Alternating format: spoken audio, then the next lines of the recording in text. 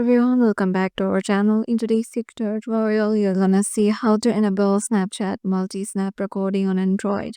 So to do that, you have to head over to your Snapchat, and once in there, just make a video and then tap on the plus icon in here, and here you find the director mode, and in here you have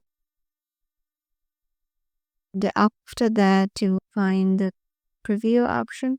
So once you preview it, you can tap the plus icon and in more, and as you can see, one more is added in here, so you can use them one by one.